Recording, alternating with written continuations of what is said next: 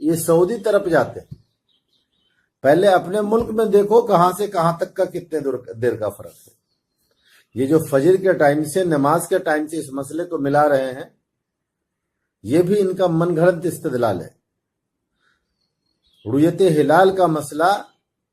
چاند سے ہے، اور نماز کی عبادت جو ہے وہ سورج سے متعلق ہے،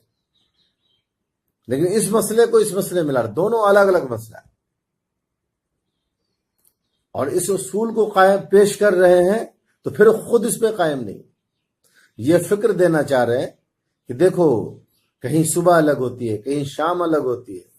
ملیشیا میں چاند ہوا تو ملیشیا کے حساب سے نماز پڑھو گے، ملیشیا کے حساب سے افطار کرو گے، لوگوں کو اس طرح کا مغالطہ دیتے ہیں، اور خود دیکھیے خود ٹھیک اس کے خلاف کرتے ہیں۔ رؤیت ہلال کی شہادت جس مقام سے لینے کی بنیاد پر ہم عام طور پہ لیتے ہیں دنیا میں کہیں ہو جائے، دنیا ایک گاؤں کے مانند، اللہ کے نزدیک اس کی کیا حیثیت ہے، رائی کے دانے سے بھی چھوٹی حیثیت ہے۔ تو پوری دنیا میں کہیں بھی چاند دکھا ہم لیتے ہیں، تو آپ ہمیں کہتے ہیں کہ وہی کے حساب سے افطار کرو، اور پھر یہی لوگ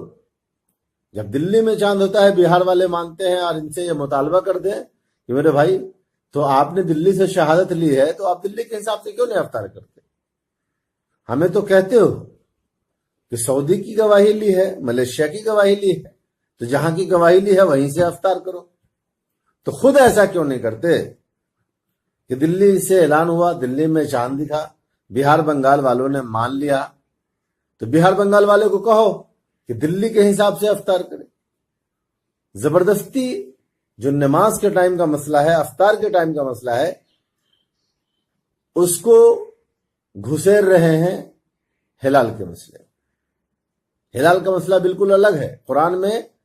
ہلال کے تعلق سے اللہ نے فرمایا کہ یہ مہینوں کی گنتی سالوں کا حساب لگانے کے لیے، سورج کے بارے میں ایسا نہیں کہا پورے قرآن میں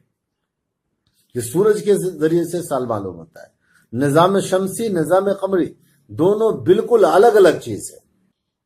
یہ کیسی باتیں کی جا رہی ہیں، کیسے وہمی سوالات کھڑے کیے جا رہے ہیں، اور آنا میں یا پتہ نہیں کیوں سب سے زیادہ درد اسی مسئلے میں لوگوں کو ہو رہا ہے۔